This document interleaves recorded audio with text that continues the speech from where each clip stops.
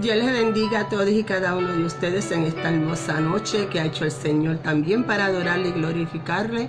Aquí está con ustedes su hermana y amiga, la pastora Gladys Medero, de la Iglesia de Dios Pentecostal Jesús Faro de Luz, la cual pastoreo juntamente con mi amado esposo, el reverendo Irán Martínez. Aquí estamos para darle gracias al Señor por su amor y su inmensa misericordia, por todas las cosas lindas que Él ha hecho para con todo y cada uno de nosotros. Y en esta noche, pues aquí estamos para traerle una palabra que el Señor nos ha puesto en nuestro corazón durante el día, entre meditación, orando y buscando la dirección de Dios. Pues estamos aquí trayéndole una palabra que significa: si tuvieras fe como un grano de mostaza, o si tu fe fuese como un grano de mostaza. Es conforme a la palabra que se encuentra en el libro de Mateo, capítulo 17, versículo 20, donde dice, y estoy leyendo la versión internacional actual, que dice: les aseguro que si tienes fe tan pequeña como un grano de mostaza, nada será imposible.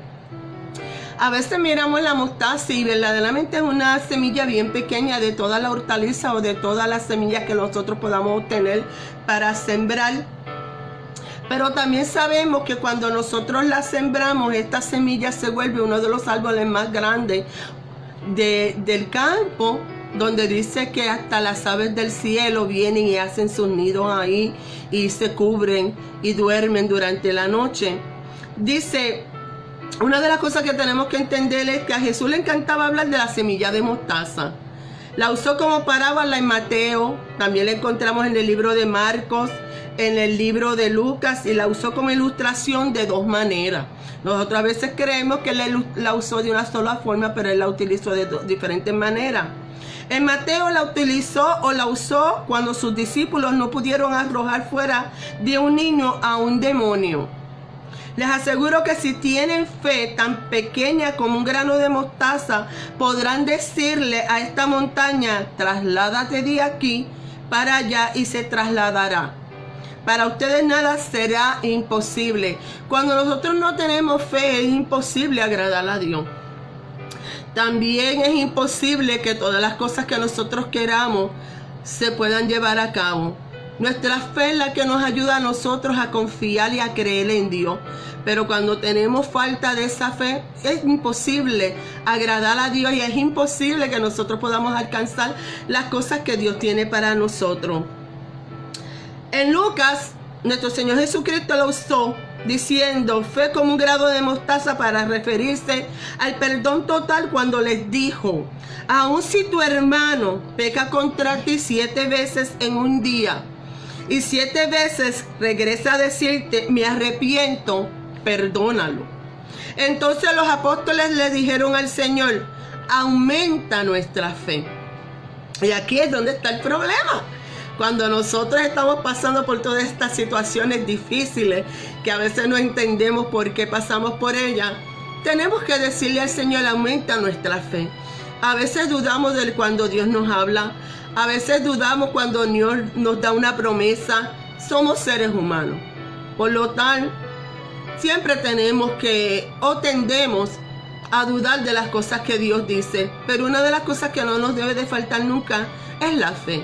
Y los discípulos le dijeron al Señor: aumenta nuestra fe. Y el Señor les contestó: si ustedes tuvieran una fe tan pequeña como un grano de mostaza, les respondió el Señor, podrían decirle a este árbol: desarraigate o desarraigarte y plántate en el mar, y los obedecerá. Hay un corito que dice: si tuviera fe como un grano de mostaza.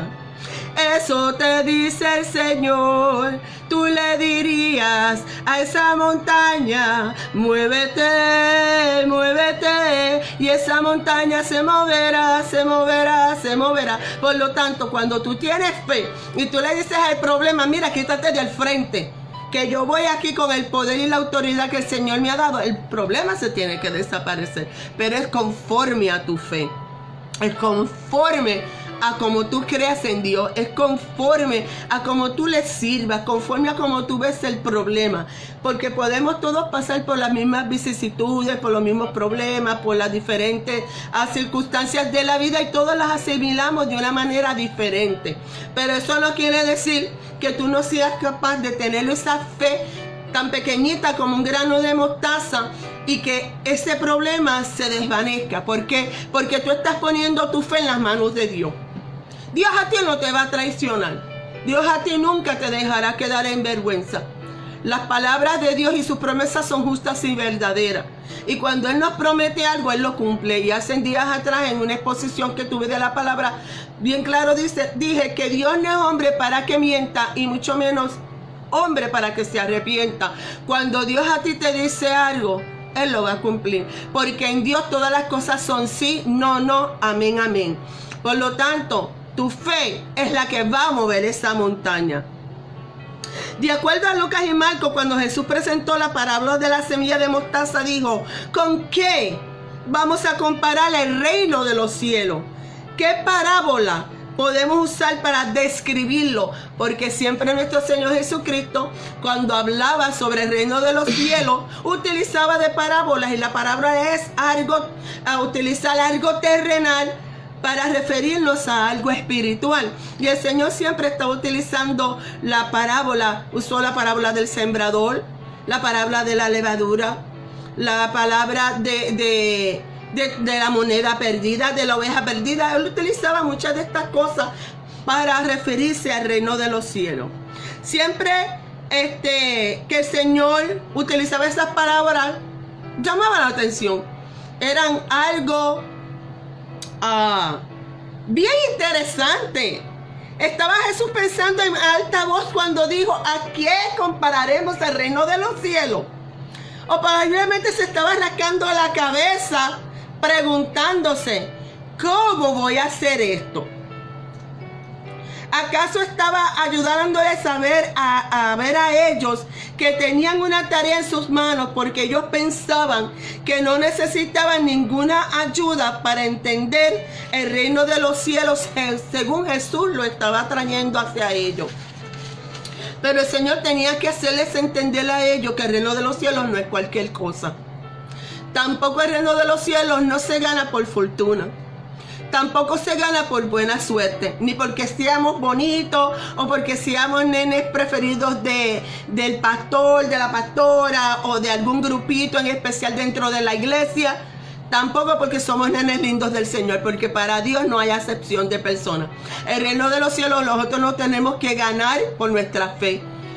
Cómo nosotros servimos a Dios, cómo nosotros obedecemos a Dios, cómo nosotros hacemos su santa y divina voluntad. Todo el tiempo que Jesús estuvo en esta tierra, lo ocupaba su atención solamente una cosa: el reino de los cielos, porque eso era importante para él.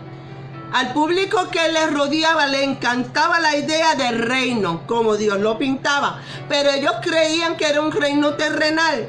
Pero cuando pensaban en la palabra reino, estaban pensando en los días de Samuel, en los días de Saúl, en los días de David, en el tiempo de Ezequías y de todos estos reyes que estuvieron delante del pueblo de Israel. Porque llegó un momento dado en el primera de Samuel que el pueblo comenzó a decirle al rey o a Samuel: danos un rey. Queremos ser como todas las otras naciones. Y Dios le dio un rey conforme a la ocasión y conforme a como ellos lo pidieron, pero todo esto le costó caro, tanto a ellos como también al rey Saúl, que fue el primer rey del pueblo de Israel. Cuando los discípulos pensaban en el rey que vendría, pensaban que ese rey derrocaría al César romano, o sería el que tomaría el puesto de Herodes. Cuando Jesús ya había venido, se figuraban que no pasaría mucho tiempo para que eso sucediera, porque ellos creían que Jesús era el rey de los judíos, como lo dicen las escrituras en el Antiguo Testamento. Pero ellos creían que iba a ser uno que se iba a sentar en el trono de Herodes, en el trono de César. Ellos no podían concebir en su mente que era un hombre pobre, hijo de un carpintero, pero sin embargo, Él era el verdadero Hijo de Dios. Él era el verdadero Rey de Reyes y Señor de Señores. Jesús pasó 3 años tratando de ayudarles a hacer la transición de un entendimiento natural a un entendimiento espiritual. Todas estas palabras le sirvieron como un punto de entrada a lo nuevo y diferente para alcanzar las personas en donde estaban y hacerlas avanzar a un punto en donde nunca antes habían estado. Todas estas palabras tuvieron una razón de ser, tuvieron un motivo para ser. Hay muchas parábolas porque hay muchas maneras en que se puede recibir el reino de Dios. El reino de Jesús que vino a revelar era radicalmente diferente de todo lo que los discípulos se imaginaban. La tarea de Jesús fue guiarlos a salir de su zona de complacencia. Y así mismo es lo que sucede con todos nosotros. Dios nos ha puesto delante de un pueblo, a dirigirle a un pueblo. Y no todos entienden las predicaciones ni los estudios de la misma manera, porque tenemos diferentes grupos de personas dentro de las congregaciones. Tenemos aquellos que aprenden con el mirar o por el medio del ver o la visión. Tenemos aquellos que aprenden por medio del oír. Están aquellos que aprenden con el escribir. Y están aquellos que aprenden haciendo preguntas. Tenemos 4 grupos de personas dentro de las iglesias. Por lo tanto, nosotros tenemos que aprender a capacitarnos para poder enseñarle a todos y cada uno de estos 4 grupos de personas que nos vamos a encontrar dentro de las congregaciones. Y eso fue lo mismo que hizo nuestro Señor Jesucristo. Él se puso al nivel de todas estas personas a las cuales le predicó. Acuérdense que él no le predicó ni a los escribas ni a los fariseos, porque estos eran personas dotadas en la palabra. Él estaba hablando a carpinteros, él estaba hablando a pescadores, él estaba hablando a agricultores. Él tenía que poner las predicaciones conforme al grupo de personas a quien él se estaba dirigiendo. La palabra del sembrador fue aquellos que saben sobre la siembra, saben dónde debe de caer la semilla para que pueda crecer y dar buen fruto. También la semilla de la moneda tiene que ver con aquellos que eran los que trabajaban con impuestos. Eran aquellos que trabajaban con dinero, con los campistas que se encontraban en el templo. Y así sucesivamente, él tenía que poner estas parábolas al alcance de ellos para entonces mostrarles lo que significaba el reino de los cielos. Y aquí estamos hablando de la semilla de mostaza. Si tu fe fuera como la semilla de mostaza, tú alcanzarías tantas cosas en tu vida. Vemos muchos panoramas a nuestro alrededor y a nuestro entorno que nos detienen de realmente ver lo que Dios tiene para con todo y cada uno de nosotros. Tan pronto como uno empieza a sentirse cómodo con algo, lo siguiente que uno se da cuenta es que Dios le está guiando a algo nuevo. Mira, sal de tu zona de confort. Sal a tu forma de conformidad donde te sientes. Porque Dios te está moviendo, Dios te está diciendo, mira, muévete. Porque es tiempo de que tú comiences a hacer el trabajo por el cual yo te llamé. Aunque muchos te miren del mismo tamaño de la semilla de mostaza, porque Dios usa lo más diminuto para hacer cosas grandes. Dios no necesita un hombre que tenga un doctorado ni un hombre que tenga un llamado. Dios puede sacar de lo más vil y menospreciable a lo que las personas creen como escoria del mundo para avergonzar a los más sabios. Y eso es lo que hace al Dios al que yo le sirvo y al que yo le creo.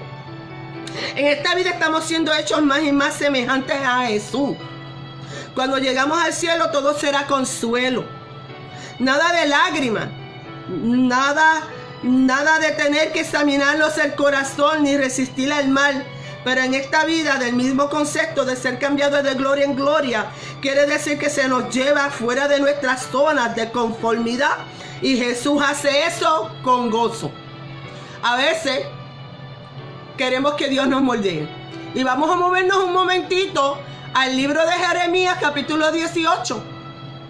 Cuando Dios le dijo a Jeremías, ve a la casa del alfarero. Dios estaba hablándole a Jeremías en ese momento. ¿Cuál era la necesidad de que él le dijera a él, ve a la casa del alfarero? Pero era porque Dios tenía un propósito con esta encomienda. Y Jeremías fue a la casa del alfarero ¿Y qué pasó? Allí Jeremías vio cuando el alfarero comenzó a moldear y a darle forma a aquella vasija. Pero también notó que sucedió algo. Aquella vasija se echó a perder. Y a lo último, el alfarero me imagino que se pondría a pensar y a analizar que la forma en la que le estaba dando no era la correcta porque se le echó a perder. Y lo que hizo fue que la comenzó a hacer a su manera. Comenzó a hacerla como Él mejor quería. Y así es nuestro Señor Jesucristo. Él hace con nosotros como Él quiere, cuando Él quiere y como a Él le place. Nosotros no le podemos decir al Señor, mordéame de esta manera, cuando Dios te quiere mordear de otra manera. Cuando Dios realmente quiere que tú des frutos de arrepentimiento.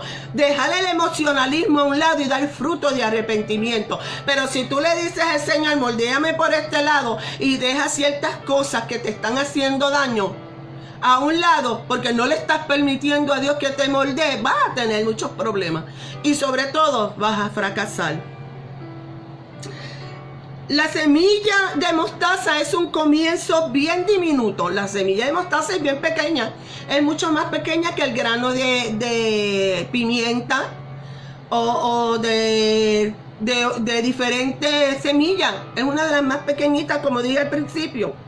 Jesús enseñó la palabra de la semilla de mostaza como un recordatorio para que no nos desalentemos por los principios lentos y pequeños. A Dios le encanta empezar con lo que parece ser intrascendente, con aquello que parece que no tiene sentido. A Dios le gusta comenzar con esas cosas. Y a veces Dios nos hace un llamado y tenemos que verdaderamente esperarle el tiempo del Señor. Porque los tiempos del Señor son perfectos. Y son lentos y pequeños al principio. Pero cuando venimos a ver, seguimos buscando la dirección del Espíritu, vamos a ver que nos hemos transformado. Y estos principios lentos y pequeños se volvieron como el árbol de la mostaza. Un árbol grande y frondoso. A Dios le encanta hacer las cosas sorprendiéndonos y haciendo cosas que nunca nosotros hemos imaginado. Hay un libro que se llama Lo que Dios hace no tiene sentido. En este libro podemos ver muchas anécdotas y muchas circunstancias que ciertas personas utilizaron para escribir este libro conforme a lo que Dios estaba haciendo, y muchos de nosotros no entendemos lo que Dios hace. Pero nosotros tenemos que dejar que Dios sea el que nos guíe. Y como yo digo, we have to go with the flow. Nosotros nos tenemos que dejar llevar por la corriente. Y al final de cuentas la corriente nos va a llevar a la orilla. No podemos nadar en contra de ella. No podemos. We cannot swim against the water. Porque si vas río abajo te vas a ir con el río. Pero si tú dejas que esa corriente te lleve buscando y cuidando de que no te estropees entre las rocas, finalmente vas a llegar a una orilla. Y Dios tarde o temprano nos va a llevar a ese lugar. Mi esposo siempre está diciendo, no nos podemos ahogar si todavía no hemos llegado a la orilla. Y esa es una forma jocosa de él explicar las cosas. Porque a veces como seres humanos nos desesperamos, nos inquietamos. Pero cuando llegamos a entender las cosas de Dios, verdaderamente nos estamos ahogando y ni siquiera hemos llegado a la orilla y ni siquiera nos estamos mojando los tobillos. Por lo tanto, tenemos que dejar que Dios sea el que obre en nuestras vidas. Por eso el profeta Isaías dijo de Jesús, creció en su presencia como vástago tierno, como raíz de tierra tierna o de raíz seca. No había en él belleza ni majestad alguna. Su aspecto no era atractivo y nada de su apariencia lo hacía deseable. Y vuelvo y les repito, estoy leyendo una versión diferente, prácticamente una versión de la Biblia parafrasera. Así es como Dios le encanta hacer las cosas. Tomó lo que parece ser un momento intrascendente, un momento que no tenía sentido, como para hacer por primera vez a una persona e intercambiar con ella unas pocas palabras agradables.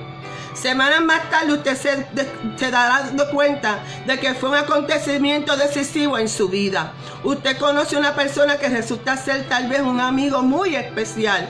De igual manera a Dios le encanta empezar con lo que parece trascendental al principio.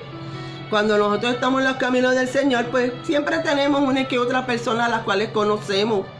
y que a veces los consideramos nuestros mejores amigos, pero a veces tenemos que tener cuidado, y lo dije hace 2 días atrás, que no todo el que se acerca a nuestro lado y nos da una palmadita por la espalda y nos entrega o nos ofrece una sonrisa amorosa significa que son dignos de confianza. Otra razón por la que Jesús relató esta parábola fue que quería mostrar cómo Dios puede tomar a la persona más improbable y convertirla en un instrumento soberano. Aquí también utilizó esta parábola para demostrar que no importa cuán pequeño tú te veas a los ojos del hombre, o no importa cuán tan pequeño el hombre te vea, Dios te puede utilizar a ti para hacer grandes cosas, para llevar el evangelio, para predicar fuera y adentro, a tiempo y fuera de tiempo. Dicho de otra manera, o de otras personas, Dios puede utilizar personas que han sido rechazadas, que han sido malentendidas, que han sido lastimadas o subestimadas, y Dios los puede convertir en un instrumento soberano que puede cambiar una nación. Podemos ver al presidente Abraham Lincoln. Abraham Lincoln fue un niño que siempre le gustó la escritura. Llegó un momento dado, de acuerdo a una información que yo he podido leer, él estuvo en el ejército, pero no sabía dirigir un ejército. Cuando les tocó en un momento dado hacer una línea recta para poder pasar de una puerta al otro lado, él no sabía cómo hacerlo, y les dijo a las personas: rompan fila, corran y crucen al otro lado y hagan fila. No sabía dirigir un ejército, pero sin embargo, ¿qué fue? ¿Quién fue Abraham Lincoln? Fue uno de los más grandes presidentes que pudo tener los Estados Unidos, y fue aquel que abrió el camino para libertar a los esclavos. De una persona que no sabía nada en el ejército, vino a ser un hombre grande que pudo correr una nación. Y eso es lo que Dios puede hacer contigo. ¿Sabe usted que el gran Charles Haddon Spurgeon solicitó admisión para estudiar para el ministerio en el Regent Park College, y a él lo rechazaron? Vaya fallo del cuerpo de admisión del Regent Park College. De igual manera, G. Campbell Morgan, que fue un ministro de la Westminster Chapel a principios del siglo pasado, y que fue el primero que le dio a esta iglesia su reputación internacional, los metodistas rechazaron, considerando que jamás lograría triunfar como predicador. Esta es una revelación muy alentadora si uno ha sido desdeñado o pasado por alto en una promoción, o si su pastor o algún dirigente de alguna iglesia lo ha malentendido. Dios dice: bien, esa es la clase de persona que yo quiero. Aquellos que han rechazado, aquellos que le han dado la espalda, aquellos que los han sentado en una silla y le han declarado una disciplina anónima, porque tú no la sabes. Estás sentado con una disciplina no declarada, y comienzas a marchitarte, y comienzas a desesperarte, y comienzas a desalentarte, y empiezas a llorar, y empiezas a decir: Señor, ¿qué está pasando conmigo? No me tienen en cuenta, a mí nadie me quiere, porque te han malentendido. Pero sobre todo han mirado por encima de dónde tú eras, de dónde Dios te sacó, a dónde te trajo, y no te quieren dar el lugar que Dios quiere darte. Pero de lo más diminuto que ha sido una semilla de mostaza, Dios permitió que creciera un árbol frondoso de una persona diminuta, donde te han menospreciado, te han lastimado, te han marginado. Dios va a ser un gran predicador de la palabra, va a ser un gran misionero, va a ser un gran pastor, va a ser un gran maestro de instituto. Porque ese es al Dios al que nosotros le creemos. Para Dios no hay nada imposible. Dice que si tú tuvieras fe como un grano de mostaza, nada de lo que tú pidieras sería imposible para Dios. Al momento parecía ser nada más que un hecho muy trágico, triste, que señalaba que la esperanza de muchos habían llegado a su fin, como pasó con Spurgeon y con Campbell. Jesús estaba colgado en una cruz también, y la chusma decía: salvó a otros, pero no puede salvarse a sí mismo. Así también vieron a nuestro Señor Jesucristo, y como dice el escritor de donde saqué esta predicación, lo consideraban una chusma, alguien del burgo, alguien que no podía hacer nada o no podía ir mucho más allá de lo que verdaderamente podía hacer. Pero Jesús era el Salvador del mundo. Fue el que vino a reconciliar al hombre con Dios. Fue el que vino verdaderamente a darnos vida y vida en abundancia. Esta parábola como tal tiene un significado. Hablar sobre el reino era algo que les gustaba a los discípulos de Jesús, aunque pensaban en una línea diferente a la que Jesús pensaba. Así que cuando Jesús usó esta parábola o esta palabra reino, tuvo que considerar el punto de vista terrenal de ellos. Como dije al principio, Dios utilizó toda y cada una de estas parábolas para demostrarles a ellos en lo terrenal lo que significaba lo espiritual. Reino para los discípulos siempre había significado grandeza y gloria. Pensaban en los días de David y Salomón, como dije. Sabían la profecía de Ageo: el esplendor de esta segunda casa será mayor que el de la primera. Y esto se encuentra en Ageo 2:9. Cada vez que Jesús realizaba un milagro, uno de los discípulos debe haber echado un vistazo a los soldados romanos y pensado: no debe faltar mucho para que todos estos desaparezcan. Adelantemente esperaban el día cuando los soldados romanos y gobernadores se vieran obligados a empacar y a salir de Roma o a salir de Jerusalén. Para ellos el Hijo del Hombre era una figura tipo Dios, que vendría con poder, carisma, genio militar y todo lo demás que demostrara su fuerza. ¡Sorpresa! Eso no fue lo que pasó. Hace muchos años atrás escuché esta anécdota de un pastor, que había una persona que lo estaban esperando en una iglesia para predicar, y el evangelista fue con una camisa sport, una camisa normal. Yo sé que cuando nos vamos a parar en un altar tenemos que representar o debemos de vestir adecuadamente a la ocasión en la que nosotros nos estamos encontrando, pero este evangelista no fue así. ¿Saben por qué? Porque era humilde. No tenía absolutamente con qué comprarse un buen traje, una camisa y una corbata. Cuando lo esperaban y lo esperaban, vieron que no llegaba el evangelista. Este evangelista se acercó al pastor de la iglesia y le dijo: yo soy el evangelista al que ustedes están predicando. Aquel pastor lo miró de arriba abajo y le dijo: lo siento, pero en esta forma como usted está vestido, usted no puede predicar. Y no lo dejaron predicar. Y el pastor predicó aquella noche. Como 2 o 3 semanas después, este predicador o este joven evangelista parece que consiguió dinero prestado o pudo tener la oportunidad de comprarse un traje bien elegante, con una camisa muy elegante y una corbata. Cuando lo vieron llegar, dijeron: este es el evangelista que nos va a predicar en esta noche. Esta es la persona que nos va a traer la palabra que Dios tiene para nosotros en esta noche. El evangelista se levantó, oró y lo presentaron.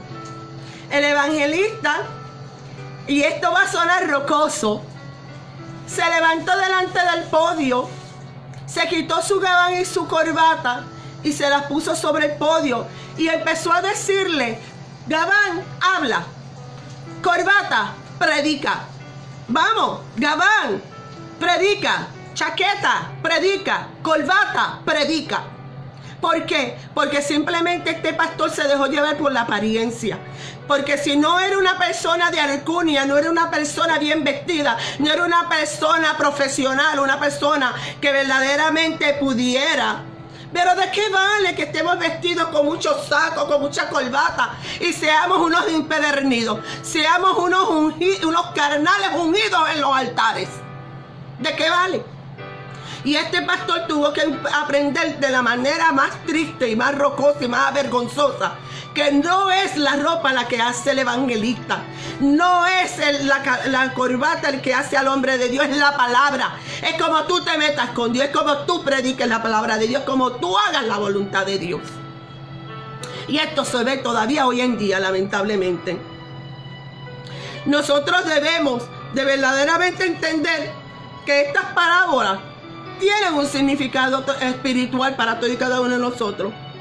Ellos solamente querían ver a un rey que viniera a tomar el puesto, como fue en la antigüedad, en el tiempo de David, de Samuel, de Saúl, de todos estos reyes. Ellos querían pensar en grande acerca de su Mesías, en términos de botánica, como decimos nosotros. Lo veían más como cedro del Líbano, como toda su belleza y grandiosidad, y no la verían como la raíz de tierra seca de la que había hablado el profeta Isaías. Así que el propósito de esta palabra fue ayudarles a ajustar su perspectiva y a pensar, enfocar los valores eternos.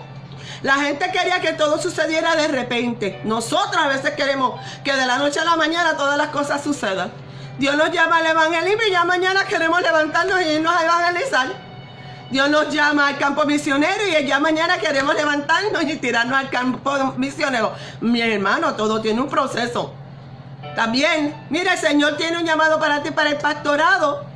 Pero ya mañana queremos pastorear, pero ¿cómo? Si ni siquiera sabemos las directrices, ni las direcciones, ni nos estamos capacitando conforme a como Dios quiere. Eso no es así. Lucas escribió, como la gente lo escuchaba, pasaba a contarle una parábola, porque esta está cerca de Jerusalén y la gente pensaba que el reino de Dios iba a manifestarse en cualquier momento.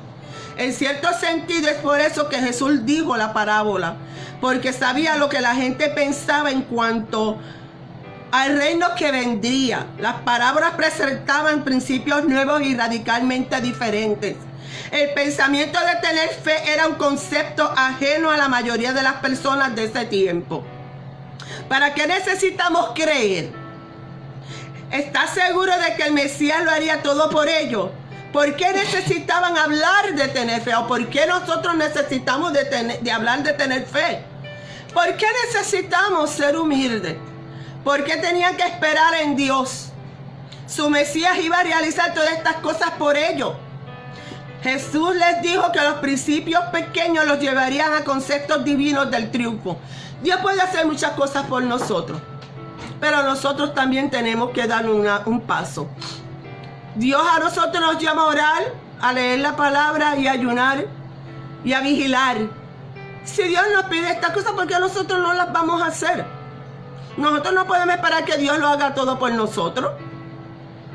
Hay un refrán que dice, ayúdate que yo te ayudaré, pero hay un refrán que dice también que Dios ayuda a aquellos que se ayudan a sí mismos. Por lo tanto, Dios te va a ayudar, pero tú también tienes que poner de tu parte. ¿Cómo Dios te va a ayudar a conquistar todas las promesas y todo lo que Dios tiene para contigo? Si tú no tienes fe, o si tú no estás aportando por medio de la fe en creer a Él.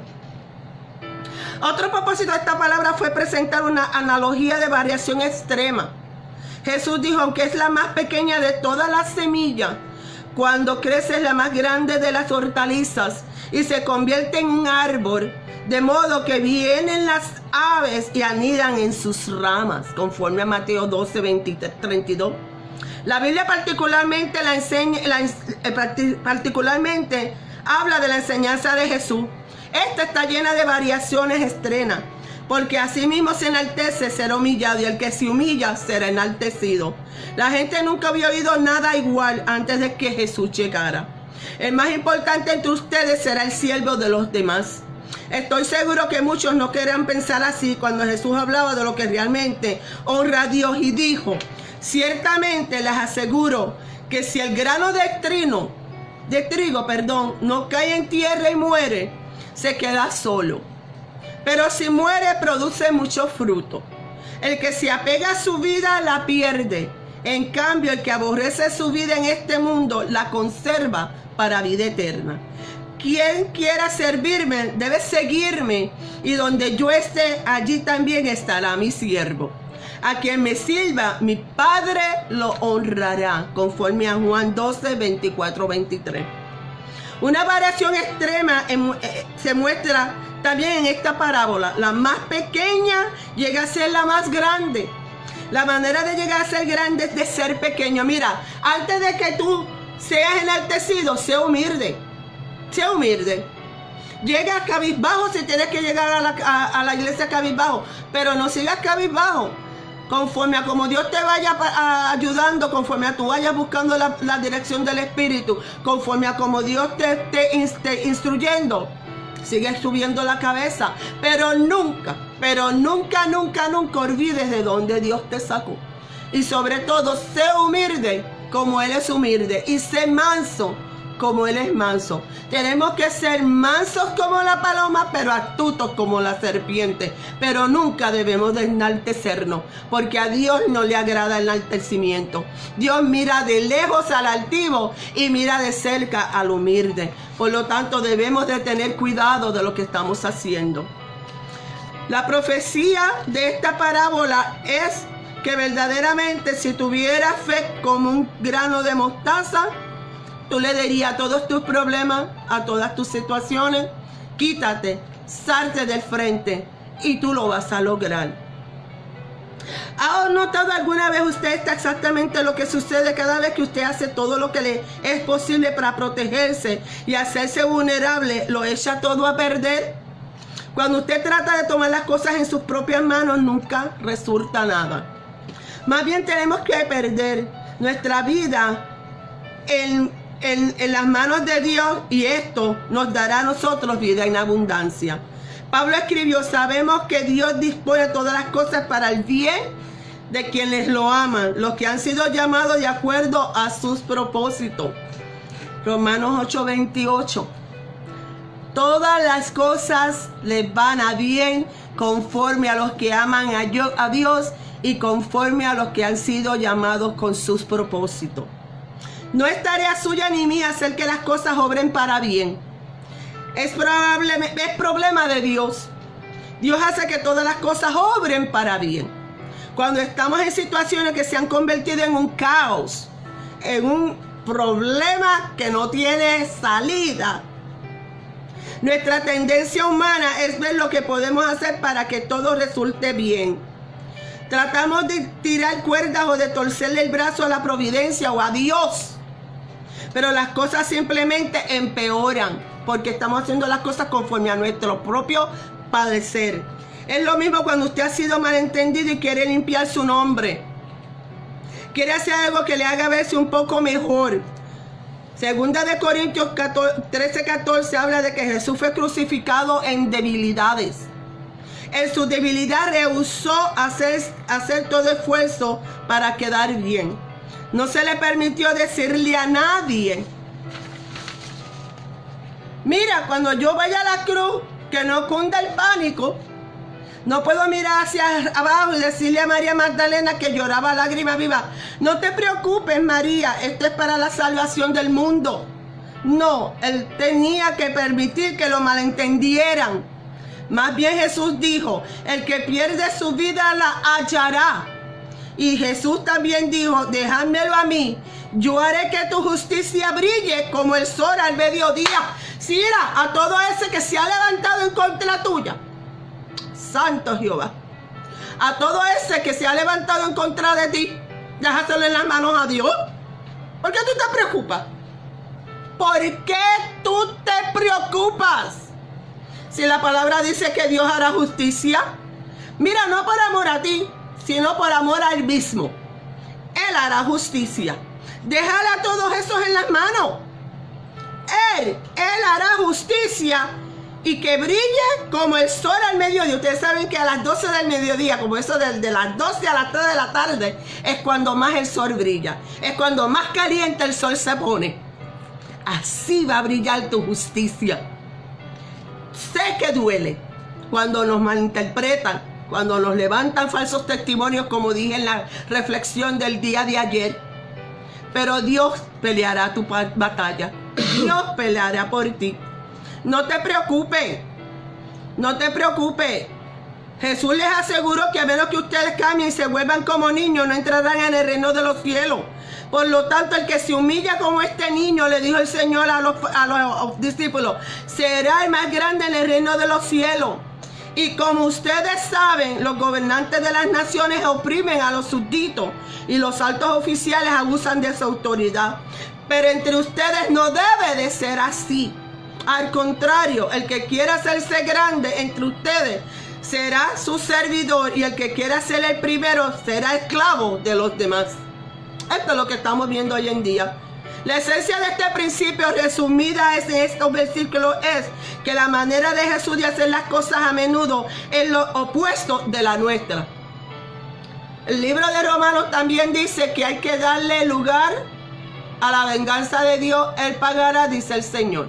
Y yo lo creo. Yo lo creo. Y oiremos y veremos de lo que Dios está haciendo.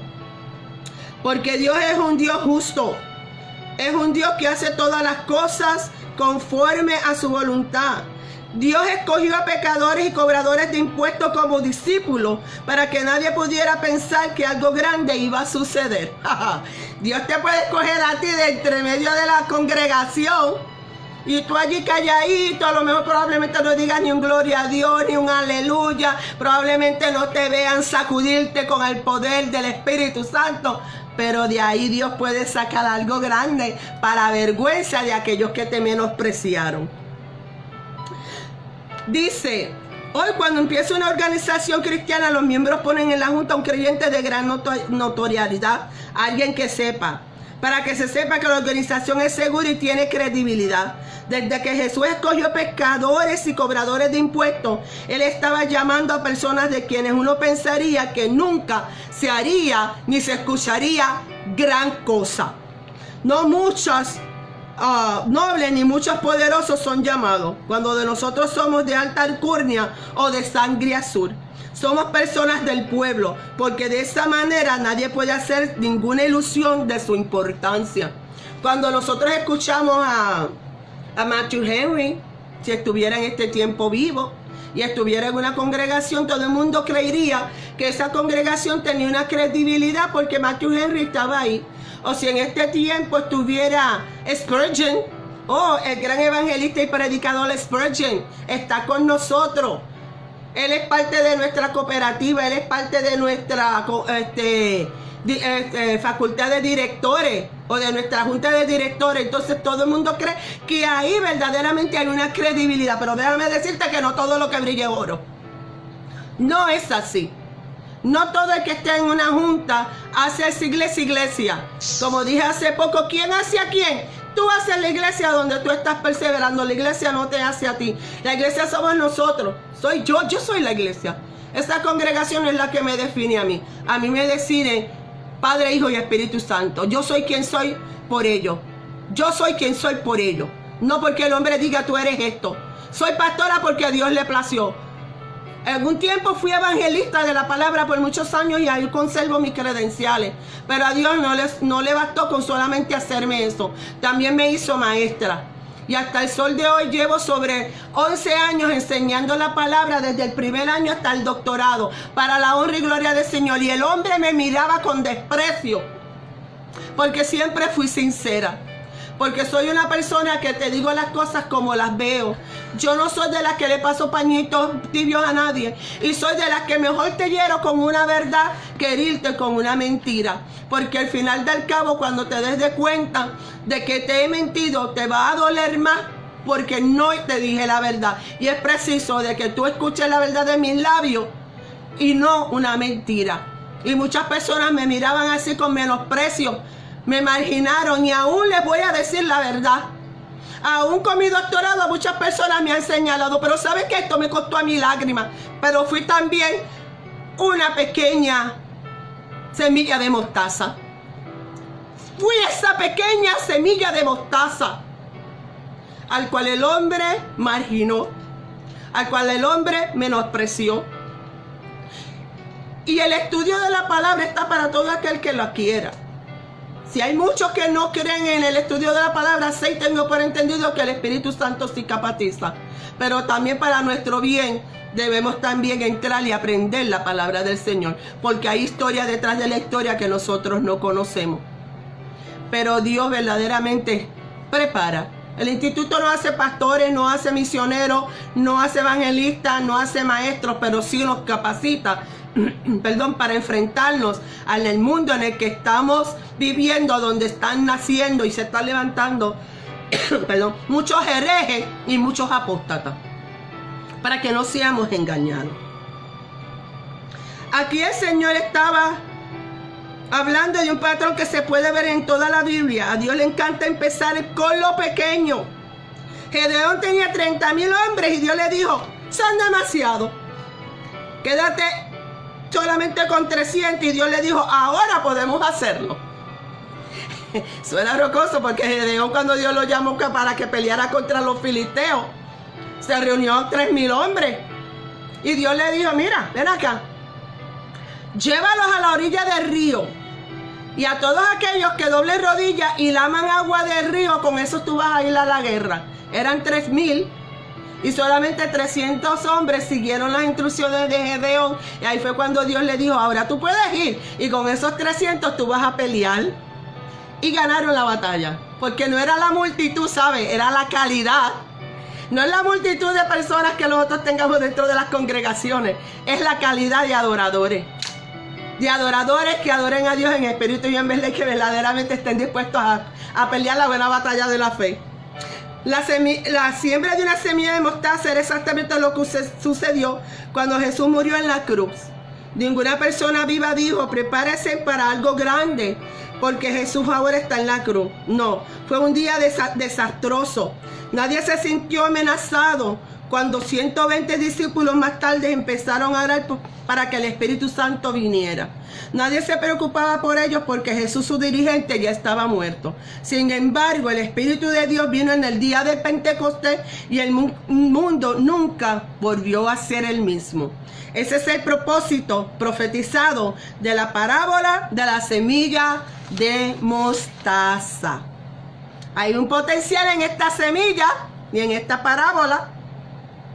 Su fe ni siquiera tendrá el tamaño de una semilla de mostaza. Jesús le dijo, le aseguro que si tienes fe tan pequeña como un grano de mostaza, eso nos hace saber que Dios está esperando que tengamos fe, una fe perfecta, no una fe perfecta, sino fe en un Dios perfecto. No es gran fe lo que Él nos exige, sino fe en un Salvador. Una vez que usted ponga sus ojos en Él y sabe que Él es el que hace las cosas de media vuelta, y olvídese de lo que está a su alrededor, porque ahí entonces es donde verdaderamente usted va a tener una fe perfecta. El proceso de la semilla que da fruto lleva tiempo y necesitamos dejarla que crezca y permitir que Dios haga su obra en nosotros. Zacarías 4:10 dice, los que menospreciaron los días de los modestos comienzos, siempre hay días pequeños, días trascendentes, cuando uno piensa que nada está sucediendo. La disposición de ser nada y no de desdeñar el día de principio intrascendentes envía una señal al cielo. Dios mira eso como un beneplácito y dice, ahora puedo obrar y hacer el resto porque el tiempo está de tu lado. Deja que Dios obre en tu vida. Deja que esa fe que tú tienes como un granito de mostaza comience a crecer hasta alcanzar estatura de montaña. No dejes que nadie diga lo que tú no eres. No dejes que nadie te venga a medir. No dejes que nadie venga a decir que tú no puedes. Porque la palabra lo dice en Filipenses 4:13, todo lo puedo en Cristo que me fortalece. Y si tú tienes a Dios contigo, ¿quién contra ti? No importa que se levanten vientos y mareas, no importa que se levanten Tobías, Sanballat y el árabe como se levantaron en contra de Nehemías. Nehemías tenía una fe de que él iba a levantar los muros de Jerusalén. Y aunque hubo mucha controversia, él lo logró. Aquellos hombres tuvieron que trabajar, mire mis amados, con la espada. Yo voy a coger mi Biblia, con la espada en una mano, velando y trabajando con la otra. Pero ellos alcanzaron levantar los muros de Jerusalén. Ellos los pudieron levantar. Y Dios te puede levantar a ti. Y Dios puede hacer grandes cosas contigo. Te doy gracias por vernos sintonizado en esta noche. Que esta palabra llegue a tu vida. Si tienes fe como un grano de mostaza, todas las cosas te son posibles. Esta es tu hermana y amiga Gladys Medero Martínez de la Iglesia de Dios Pentecostal Jesús Faro de Luz. Y voy a estar orando por todos y cada uno de los que entraron pidiéndole a Dios que durante el silencio de la noche se les revele y que esa pequeña semilla de mostaza que hay en tu vida, que es tu fe, pueda alcanzar estatura de montañas y pueda crecer hasta el tamaño de Dios y de las cosas que Dios puede hacer. Acuérdate, estamos en la carne y pasamos tribulaciones, pero cuando nos depositamos en las manos de aquel que nos llamó de las tinieblas a su luz admirable, podemos hacer grandes cosas. Señor te bendiga. Padre eterno y Padre celestial, te doy gracias por tu amor y tu misericordia y por todas las cosas lindas que tú haces, mi divino Dios. Te pido, Señor amado, perdón un momento. ¿Qué fue? Oración por Yuri. ¿Oración por? Yuri. Yuri. Vamos a estar orando por Yuri, que mi esposo me pasó la información. Padre eterno y Padre celestial, en esta hora te estoy pidiendo por Yuri. Tú conoces su necesidad, tú conoces si está enferma. Te pido por su salud, que tú seas el que te glorifiques en su vida. Te pido que pongas tu mano de salud en esta hora y que ella pueda encontrar paz que sobrepase todo entendimiento y que la fortalezca si en este momento está pasando por pruebas y tribulaciones. Tú la conoces mejor que yo, Dios. Te pido, Dios, en esta hora que la fortalezcas de una manera especial, creyendo que tú eres su Dios y su Salvador. Y si ella, Señor amado, está menguando en su fe, que en esta hora ella pueda alcanzar, Señor amado, agradarte con ella, para que ella pueda entender que una fe perfecta no es la que tú buscas, sino una fe en un Dios perfecto. Padre celestial, te doy gracias por todo y cada uno de los que pudieron entrar en esta noche, que esta palabra les haya servido, Señor amado, para ayudarlos a entender que no importa que tengamos fe como un grano de mostaza, aún así podemos decirle al problema, quítate del medio. Así podemos salir hacia adelante luchando con la buena batalla de la fe, porque sabemos que tú estás con nosotros, porque tú eres un Dios que estás con nosotros todos los días. Tú no eres un Dios que estás hoy y mañana nos deja, sino que tú nos guardas y nos guías en todos nuestros pasos. Ahora, Señor amado, te doy gracias en esta hora porque pude exponer esta palabra. Gracias por ella y te pido, Dios, que vaya y haga el efecto por el cual fue enviada, pero Señor amado, que también regrese y haga en mí también el trabajo por el cual, Señor amado, ha de regresar. Te pido, Señor, que guarde a todos y cada uno de mis hermanos en esta noche, que la paz y la gracia tuya los acompañe durante el silencio de la noche y que tú los guardes, Señor amado, de todo poder de las tinieblas, el cual actamos en el poderoso nombre de tu Hijo Jesús. Te lo pido, mi Dios eterno. Amén. Que el Señor me los bendiga, mis amados. Amo a todos y cada uno de nosotros. Señor te bendiga, Cindy. I love you. Dios te bendiga, mi amor, y así a todos y cada uno de los que estaban escuchando. Esta es su hermana y amiga nuevamente, Gladys Medero Martínez, la cual pastorea la iglesia de Dios Pentecostal Jesús Faro de Luz, incorporada en la ciudad de Springfield, Massachusetts. God bless. Bye.